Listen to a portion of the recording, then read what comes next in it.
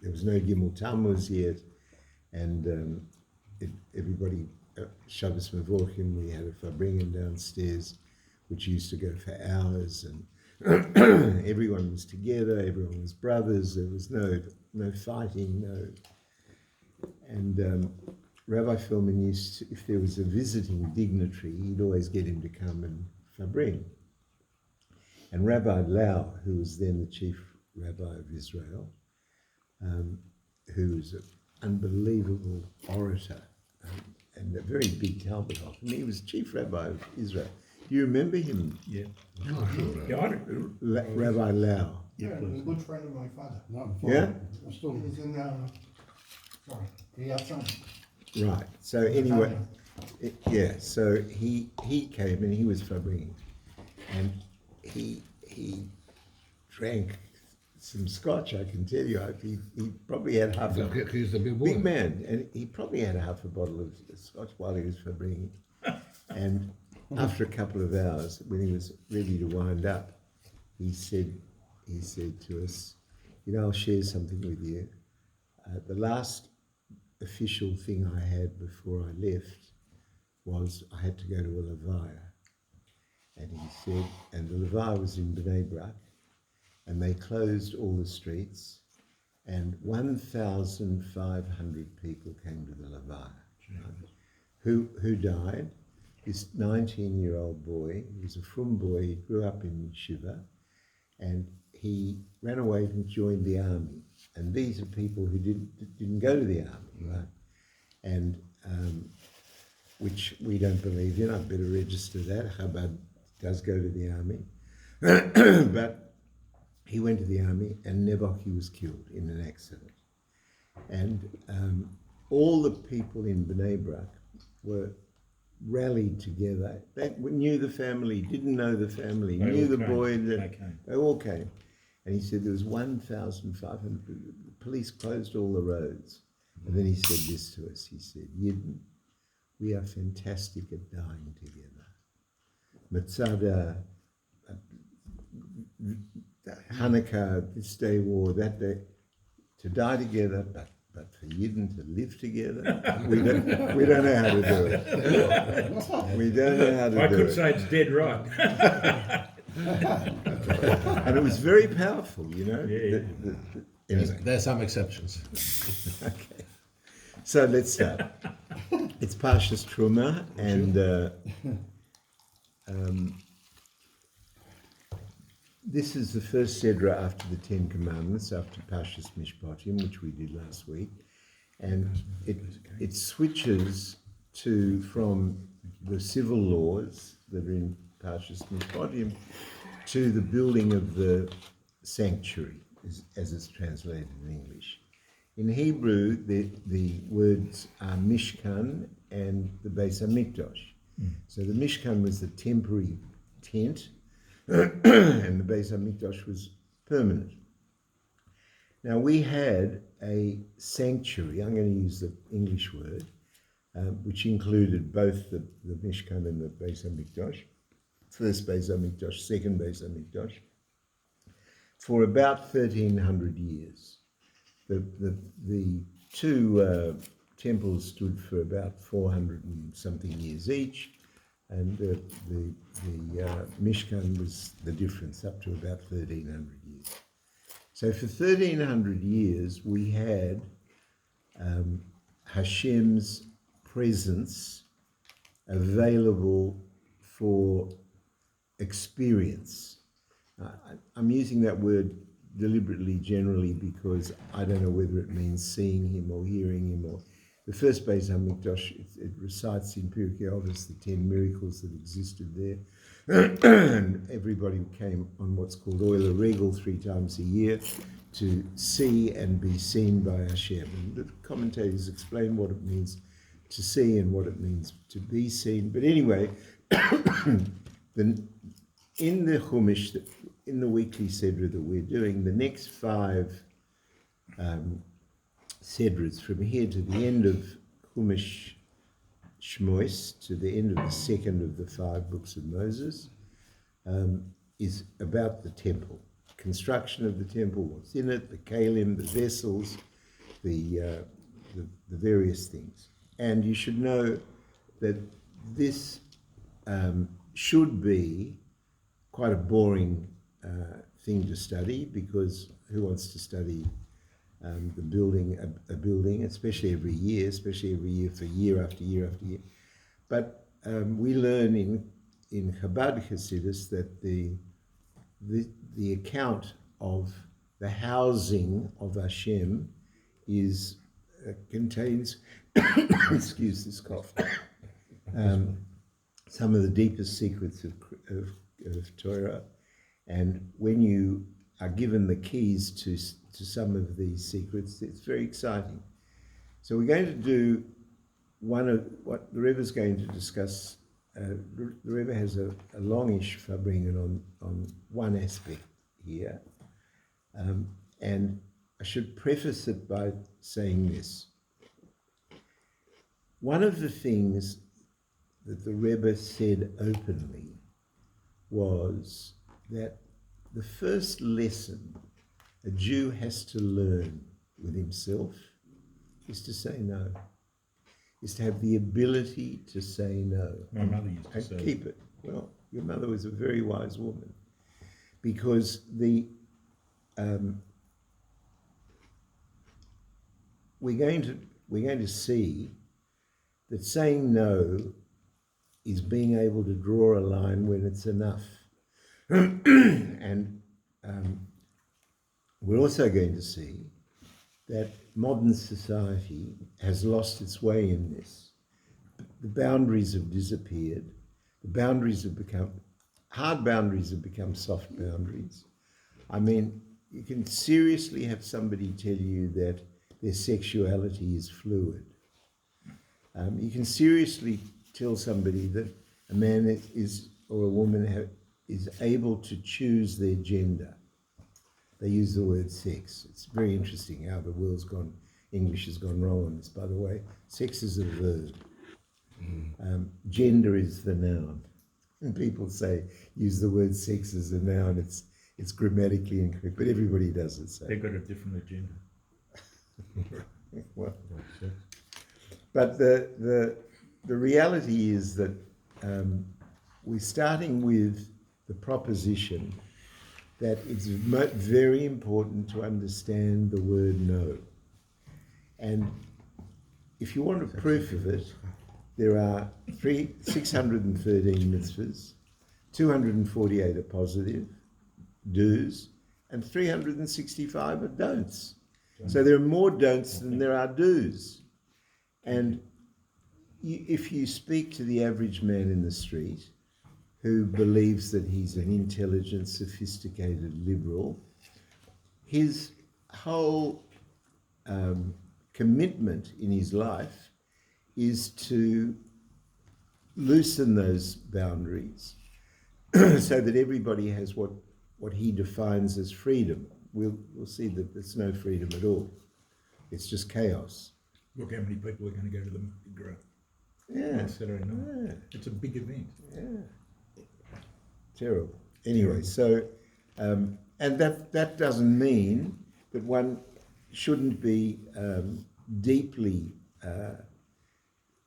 empathetic to somebody who's homosexual. I'm not criticizing someone for being homosexual, but you have to understand that there is a boundary, and it is a forbidden thing. Now, lots of things are forbidden. Yep. It's forbidden not to keep Shabbos, and plenty of people don't keep Shabbos, and no one wants to stone them.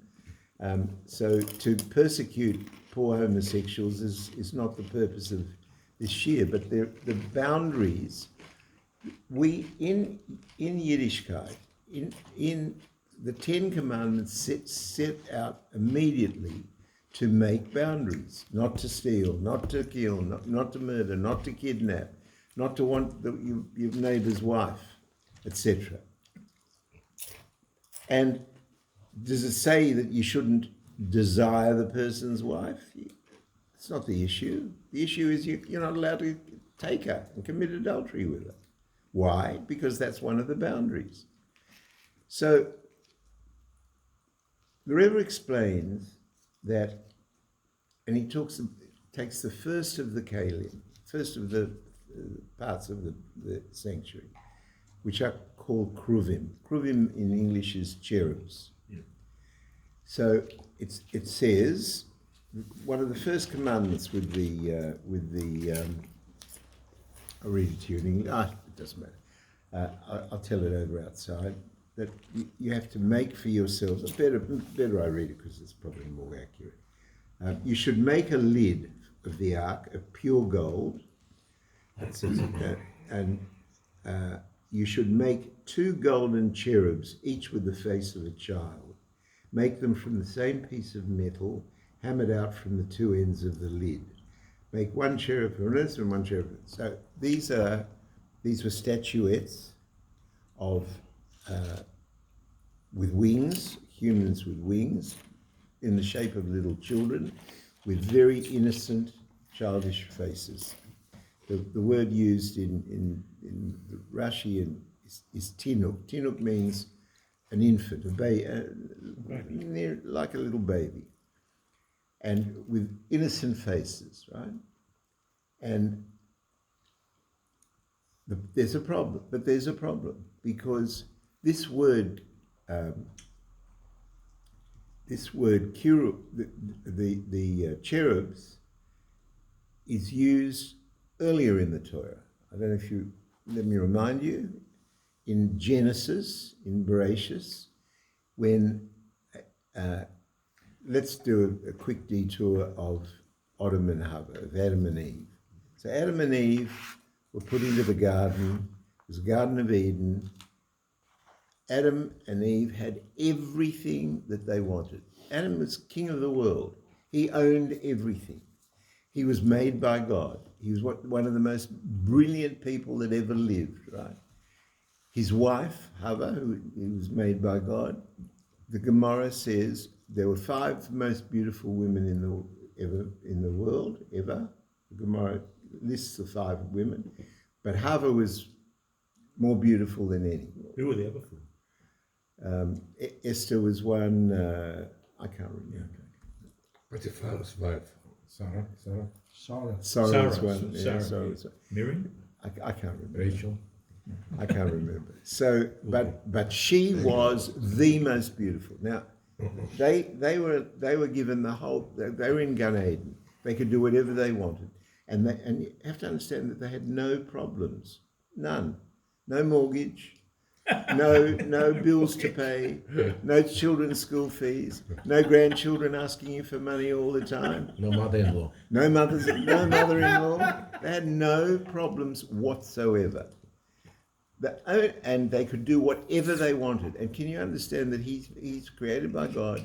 He's married to Hava. You're telling me, but he gets one commandment of this tree of good and evil. You're not allowed to eat. Right? And that, I don't know if you know, this mitzvah only went till Shabbos.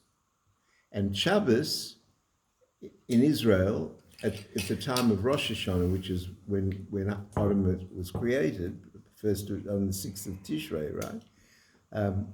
So on the 1st of Tishrei, 6 days after Chof HaElul, Shabbos comes in about 6 o'clock. The Midrash explains, and the Talmud confirms, that Adam was created at about 11 o'clock, between 11 and 12 o'clock in the day. So he had to last until Kiddush. Kiddush is at 6 o'clock. And he couldn't do it. Or he didn't do it. He didn't do it. He didn't do it. And then when Hashem comes and says, how come you realize you're naked?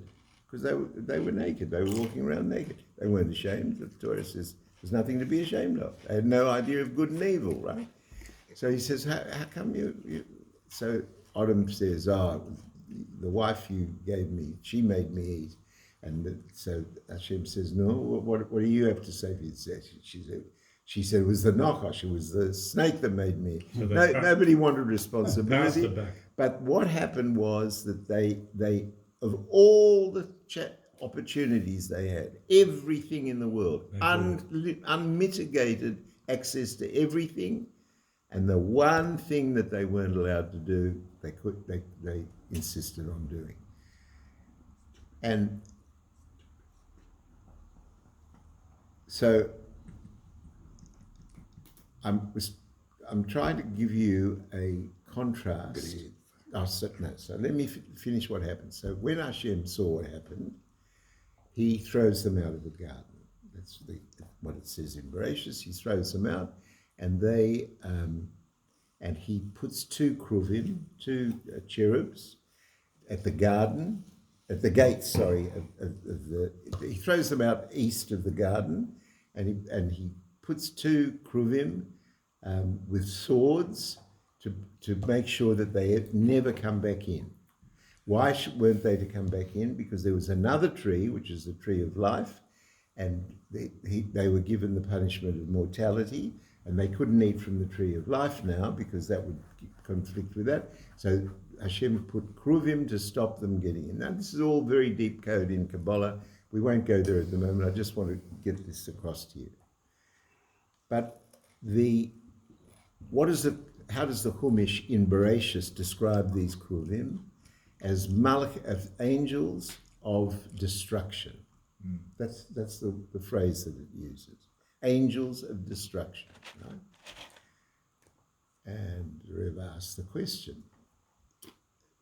We're talking about kruvim and we're talking about kruvim. Which are they? Are they angelic, beautiful little children?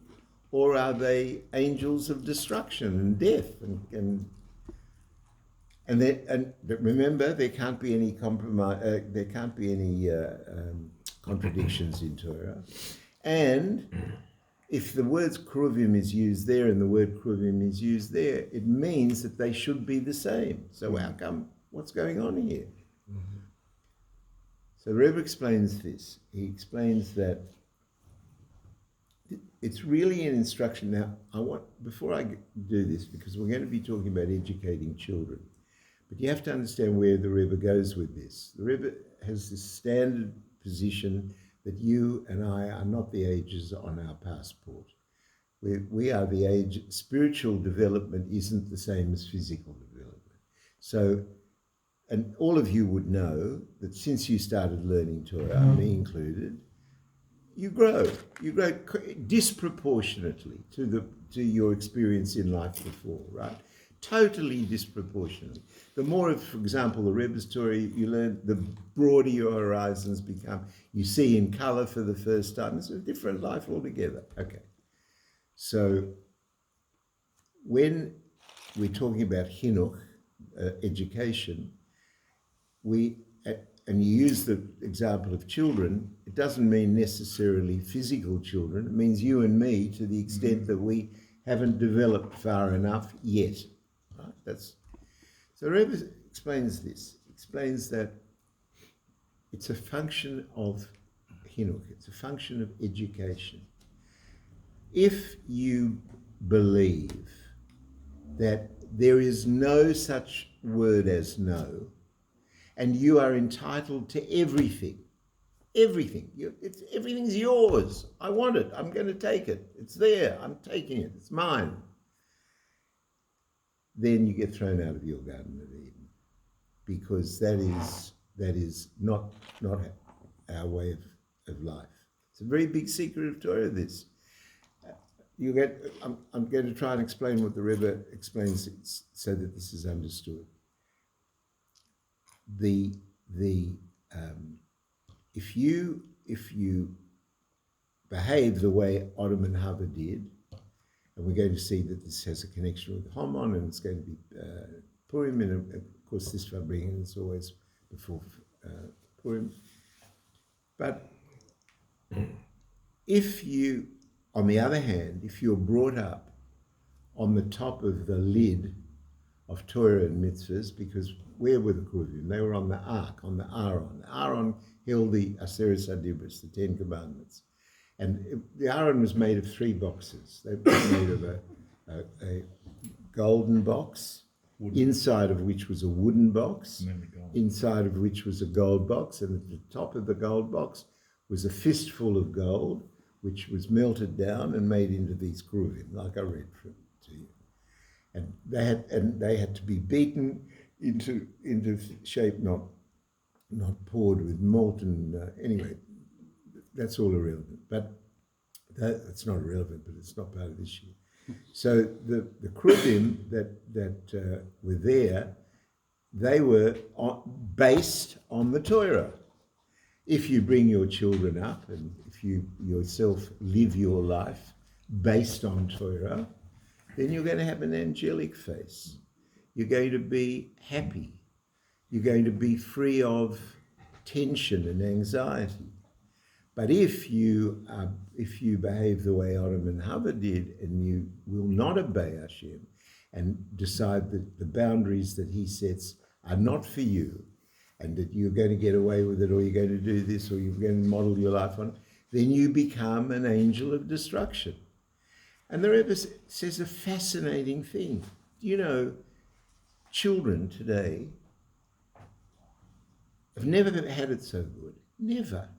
In the history of the world, never had so much money and so much opportunity and so much freedom and so much and they're the unhappiest generation of children ever. I'm talking about the Western world. I don't know what's in China. I don't know what's in Tibet. But in the Western world, the level of anxiety, the number of psychiatrists that are functioning and making a living off this, it's absolutely epidemic proportions. Why? Because their parents don't say no to them. And teachers have no And power. teachers have no power, and they don't say no to them. And these children grow up to be so entitled. That's the problem. They're so entitled. They don't believe that they have to do any work for this. They're entitled to this, and they're entitled to a phone. If it's a phone, it's got to be this phone. If it's got to be that phone, and that's this game and that. I don't even understand half of these things. I just pay up. Like the 300. We're all guilty then. But the reality is that if you bring children up so that there is no such thing as no, they become angels of destruction. They become disasters, and they become selfish, narcissistic, bad citizens. Yeah. That's the reality. Yes, please. So, and we have this concept of not limiting oneself to not take care of every one of one's desires. Desires are healthy. They're put there for a reason. Hashem gives everybody their test. We'll come to that in a minute. We've done it many times before. But part of one's growth has to be the ability to say no. You're telling me it feels good? I believe you. Feels great? I believe you. Adultery with this lady next door would be great? I believe you. But it's not available. You've got to say no. There's got to be a boundary. Otherwise, you live like Adam and Hava, and you're thrown out of your Garden of Eden. Or you can live the way you can be brought up, and that means you yourself, like the Kruvim in the temple, who were mounted on the Torah. And it says that Hashem spoke when Moshe Rabbeinu used to go to talk to God. Where did he talk to God? In the Mishkan. When he went into the Mishkan, he went into the Kodesh he went into the area of the Kodesh HaKadoshim. Whether it was actually the Kodesh HaKadoshim. But it had to be because Hashem's voice came from between the Kruvim. That's how he answered him. So, you want to talk to God as a Jew, says the Rebbe? Have your hinuk, the basis of your life is Torah and mitzvahs.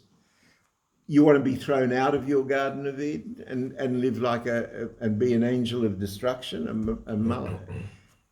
and miserable and anxious, harassed, stressed.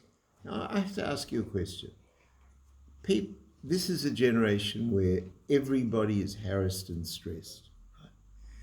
We learn a very simple thing in Torah, that anxiety, stress more than anxiety, is a function of lack of betochen. Yep. That's what it is. If you believe in God enough and you understand Ashkoka Pratis and you learn Chabad Hasidus, there's no room for stress. And you got too much to do, you prioritize it. And if you got too much to do, you haven't got too much to do. What's the proof? Hashem wouldn't be giving it to you. The only person that Hashem's giving anything to is someone who has the capacity to deal with it. So if someone says it's too much for me, they don't get it. It's not too much for them. They haven't got the proper hidduch. They haven't got the proper education. Okay, l'chaim. Second page. You're doing well, Robert. There's more. Robert, I know you don't like things, but I find it very hard to actually understand the concept of an angel that is not good.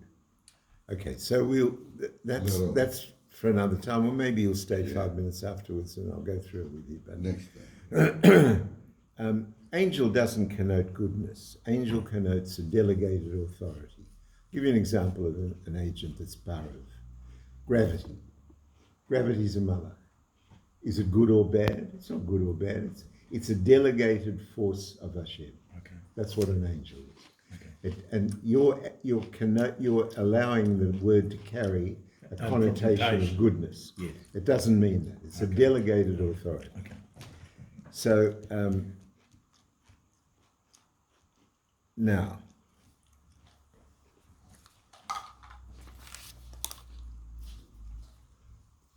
there's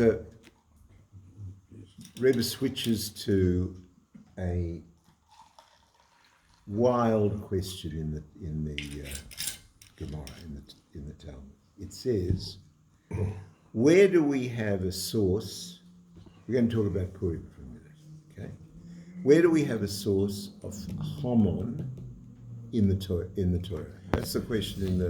It's in the Megillah, and in Megillah, the tractate Megillah. I'm talking about the Talmud, not the. Where is there a source of Hamon? So, in order to understand that, let me just give you some background. We've got a similar thing as Odomarishan, Lavdil, right? Got a man who is the richest man in the kingdom. He gives 10,000 pieces of silver. Somebody told me that was the equivalent of $100 million, right? To Achashverosh, who's the king. He gives him $100 million to let him kill all the Jews. And he agrees, $100 million is, and his method of killing the Jews is very, very clever. He said that this day is going to be, in a year's time, they nominate a day, and whatever Jew you kill, his property is yours. Right? So all of a sudden, people became very civic-minded. They wanted to do their civic duty and do what Haman wanted. So, anyway, what was the character of Haman? Explains the Rebbe. He had everything.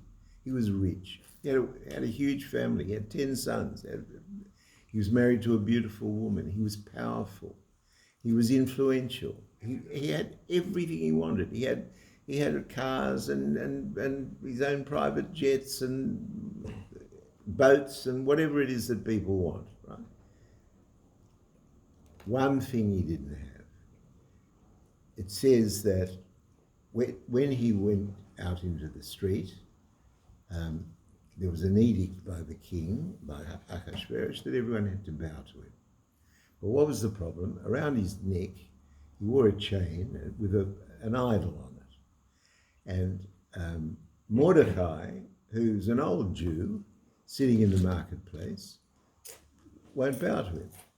And he won't bow to him not because it's him, but because he's got the idol, and he won't bow to the idol. And Haman goes home. It says that you'll read it on the night when we read the Megillah. Haman goes home and he says to his wife, I have everything. We have everything. But it's like nothing. It's like nothing because of this one Jew. This one Jew who won't bend his knee to me, it's killing everything else. It's killing everything else for me. And it's her idea that what he should do with it, etc. What's killing him? It's not Cary Grant out there.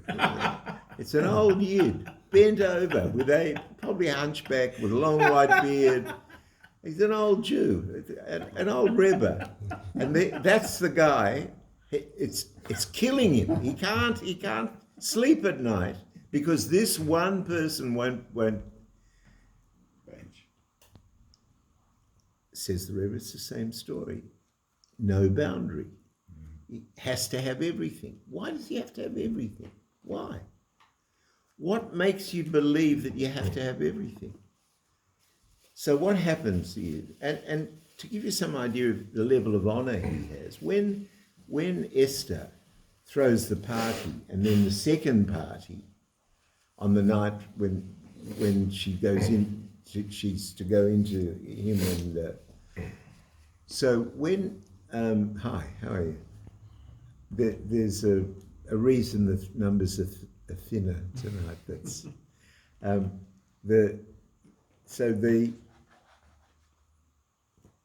when she has the parties, that she invites two people, a husband and Haman. That's how powerful he was. That in the whole country, he's the guy who gets to eat with the king and the queen on their own, twice. And that's not enough. You know, I want to tell you something very deep.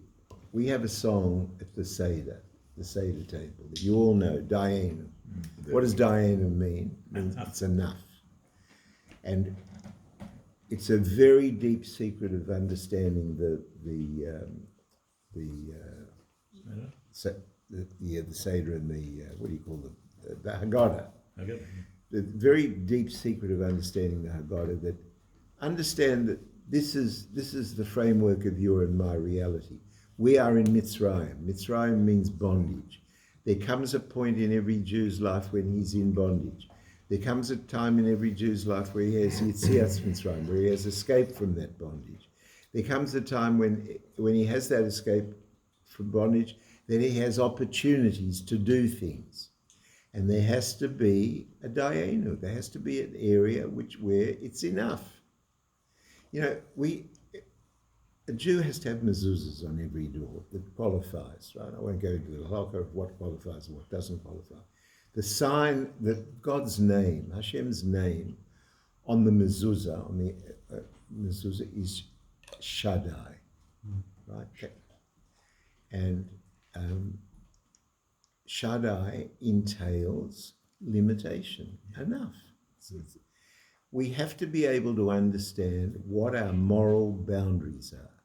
And they're hard. They're hard boundaries. They're not soft boundaries. They're not available for the woke generation to move them left or right, or the entitled kids to think that just because they've never heard the word no, they become angels of destruction. They get thrown out of their own Gan Eden. That's the problem. That's exactly what happens. So then the Gemara asks this question of where in the Torah, in the Chumash, does it do we have a mocker, a source for Haman? And you have to understand what sort of a question that is. What sort of a question is that? Haman lived 900 years after the Chumash was given to Moshe. So why does there have to be a source for Haman in the? I mean, you can say that the Torah is the blueprint of the world, so there's a source for everything, right? Mm-hmm. But that doesn't mean to say that that this table, we have to find a source for this table. It doesn't mean that every human being has a source in there by name. Why would Haman's name be there? So the Talmud explains this. First of all, it says where it is. When Adam and Hava are thrown out of the garden, just before they do, Hashem asks them what they did, etc. And then the words are that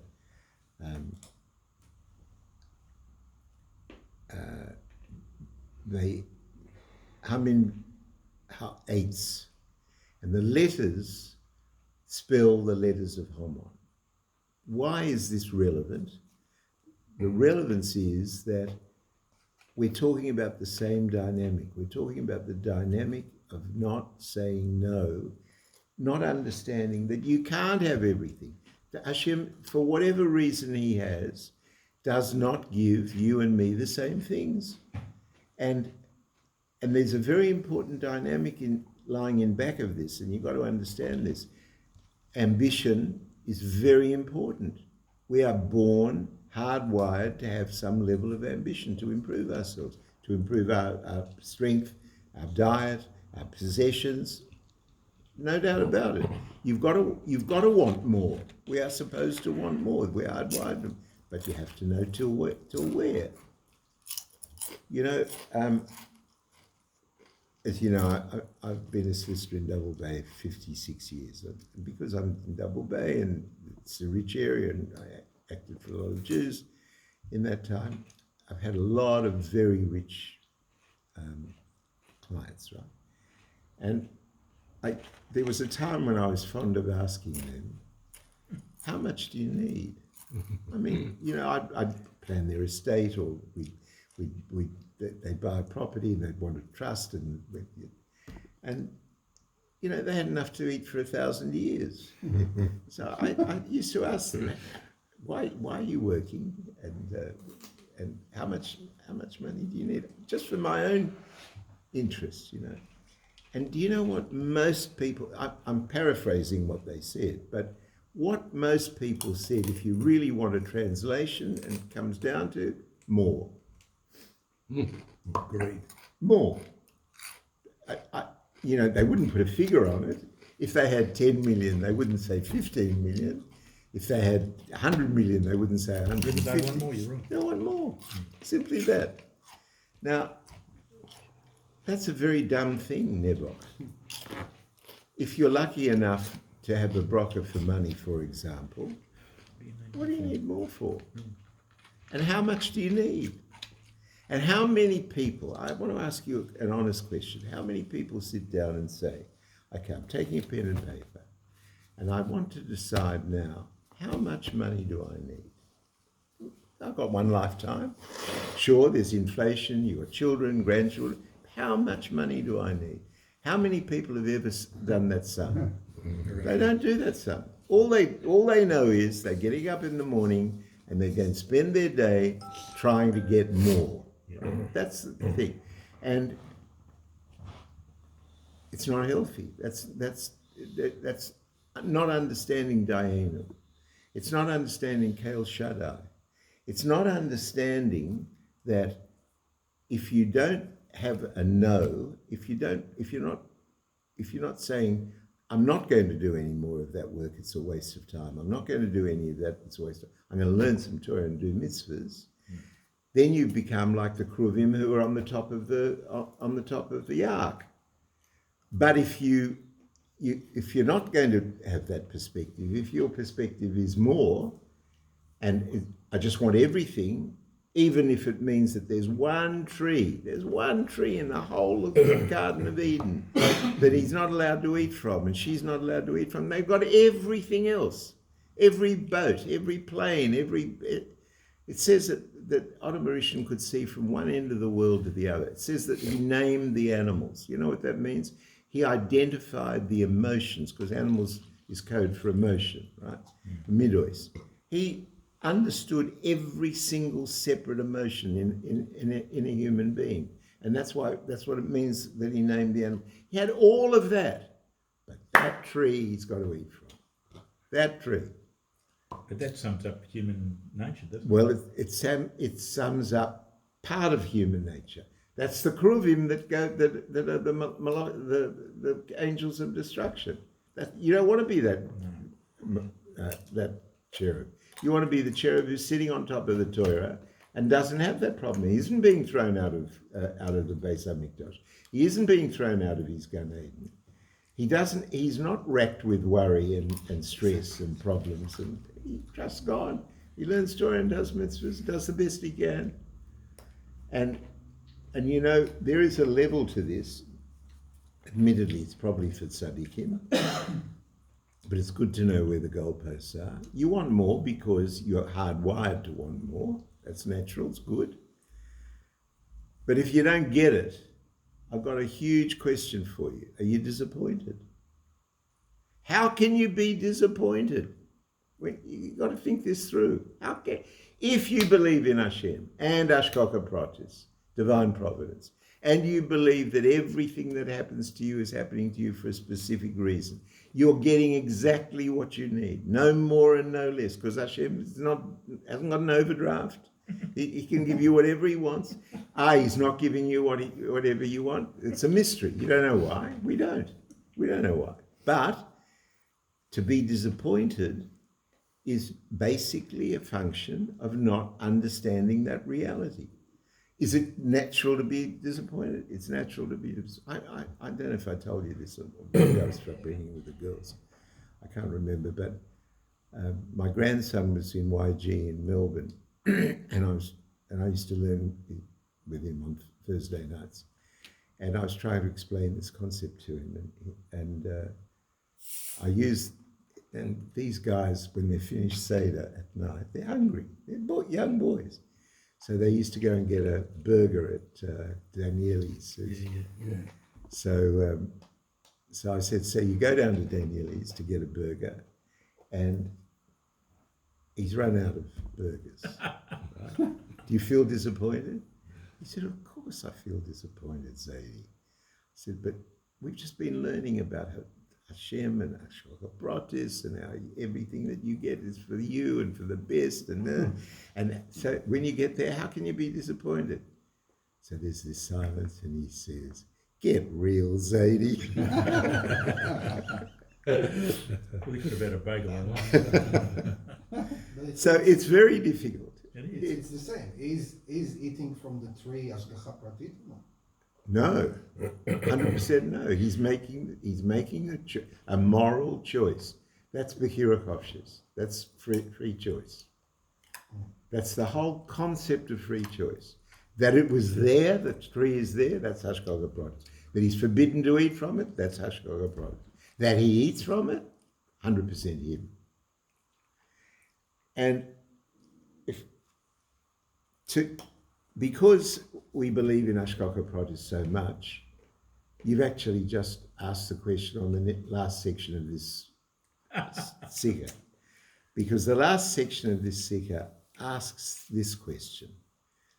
These kruvim that are made of gold, how can God talk through the kruvim? They're, at the end of the day, they're statues. Right? What's one of the 10 Commandments? You can't build a statue and talk through it. That's forbidden. That's avodah zarah. Mm-hmm. So the Rebbe talks about let's go to the Egel Azov, the golden calf. Right? 1 month after all of Am Yisrael heard God speak. God gave the 10 commandments. 1 month later, Moshe went up on, you know the story, Moshe went up on Har Sinai for 40 days and 40 nights. He said, I'll be 40 days and 40 nights, so I'll be back on the 1st of January, whatever the date was.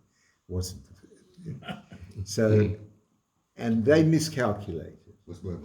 They didn't count, I can't remember the calculation, they didn't count the night before or the day after, whatever it is, they miscounted.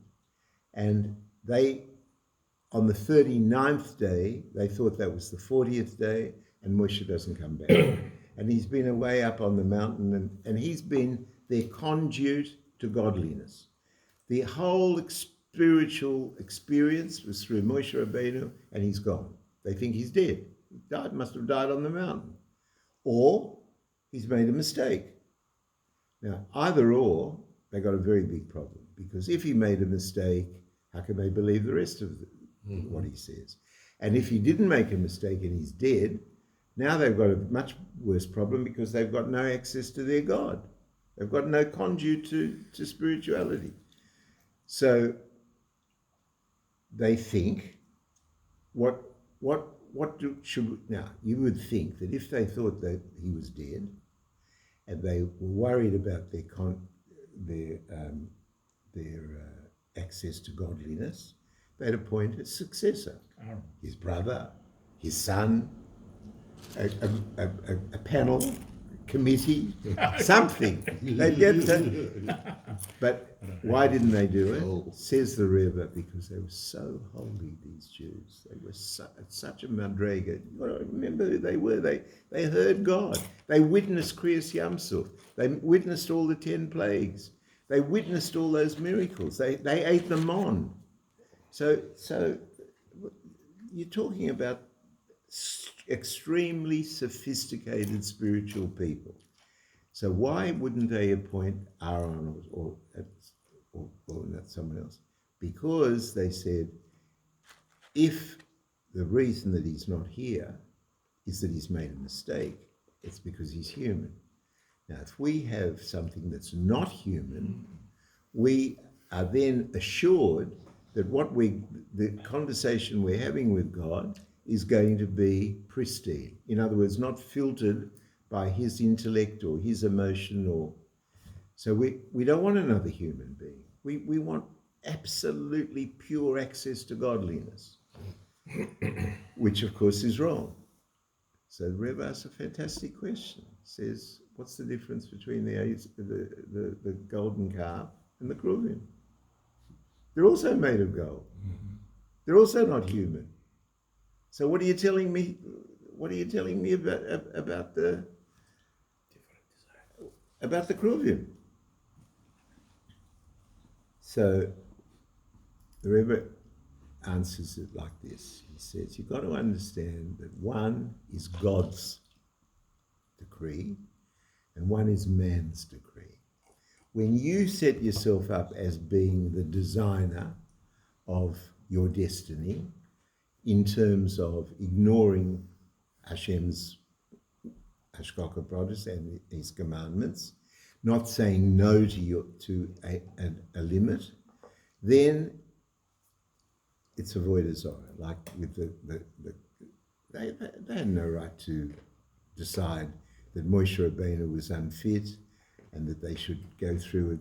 They meant well, but they meant well with what?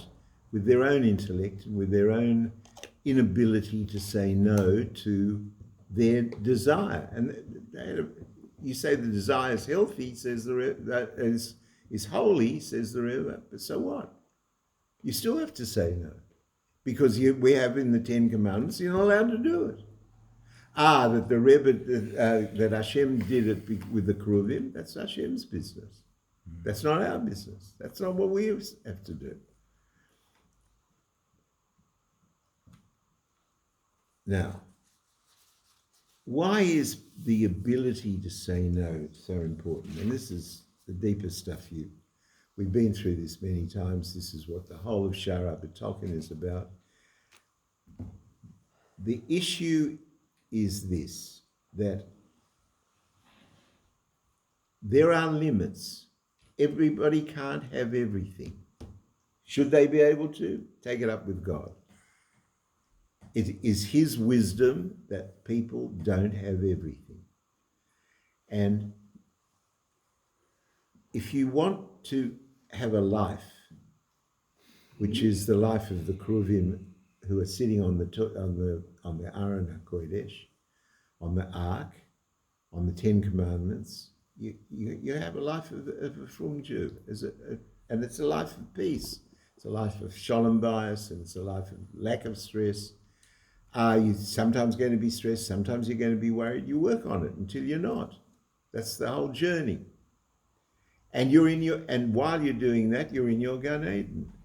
That's what life is. And you should know that we learn, it says, Bossi Lagani, I came into my garden, and Hashem's world is viewed by Hashem as a garden. you want to live like the Kruvim or like Adam and Hava who disobeyed and didn't say no to their desires. So what happens is they live in a jungle. And if you want to interview most people, I'll tell you two things that you'll find. Because I've asked a lot of people. I'm really interested. I mean, if I teach this stuff and learn this stuff, I often ask people. Most people, I can tell you, in my opinion, my experience, do live two things. One, they live lives of, Rabbi Y.Y.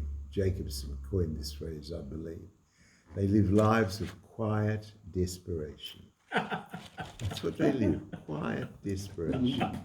They're quietly desperate for the majority of their life, right? But the other thing is that they do not understand, or they're not prepared. It's not that they don't understand. It's fine not to understand, but they are not prepared to understand that they have that for the rest of their life with this education, they need to understand that what they have to deal with is Hashgacha Pratis, and it is their life and their test. And the Rebbe is fond of saying, you know, how do you know what your nisyonis, your tests are? They're your life. You just look at your own life. You don't look at anybody else's life. We have no room whatsoever to compare with another person because he's got different tests and he's got different abilities and he's got different lack of abilities. Each one of us has our own peckle. Each one of us has our own obstacle course. And the question is to understand the boundaries that you have. And the boundaries that you have to be the boundaries. And I'll give you an example. If everybody wants pleasure, so somebody says, I want more pleasure. How much more pleasure? And then finally somebody says, the greatest pleasure is heroin. So the person has heroin. But the problem with heroin is that you need more. So he has more, and he has more, and he has more, until what? Until he's thrown out of his Garden of Eden. And he's an angel of destruction. He himself has become an angel of destruction. He's a victim of his own bad choices. And it all seemed so easy, and it all seemed in the quest for pleasure, and it seemed apparently appropriate. We have 365 negative commandments and only 248 positive ones. And a Jew has got to learn that he can't have everything. He can't eat wherever he wants. He can't work 7 days a week. He can't steal. He can't lie. He can't cheat. He can't covet his neighbor's wife. He can't, because there are boundaries. You tell me he wants to? Normal. But so what? What sort of a life do you want? That's the question. The question is, do you want a life of being a cherub who's sitting on the Aron HaKodesh, stress-free, worry-free, living a holy Jewish life in 2025? Or do you want to join the majority of people who live their lives in quiet desperation, cursing their bad luck every time they can't have another toy? That's the whole issue. And all those people in history, and the Talmud names 10 of them, all those people in history who insisted on not being limited by enough. Cain, who kills his brother because half of the world isn't enough for him. And there's a whole list of 10 people. That this is a living nightmare. Nightmare's too strong. It's quiet desperation. They're just quietly miserable, and they wonder why things don't go for them. Now, things don't have to go for you. I mean, Nebach, there are people who don't have the brachas, who don't have money, who don't have health, who don't have nachas from their children. That's very difficult. I'm not suggesting it's not. but it's possible to be happy notwithstanding not having those things if your perspective is right. And the perspective has to be that I want to be, the child in me needs to be brought up on Torah and mitzvahs, not the child in me has to be brought up in, I've got to have everything. Because then I become I get thrown out of the garden, my Garden of Eden, and I become a malach of destruction. Was Korach one of So, those? so Korach is on that list. So, Robert, maybe the problem of Adam was not what he done, but he didn't want to admit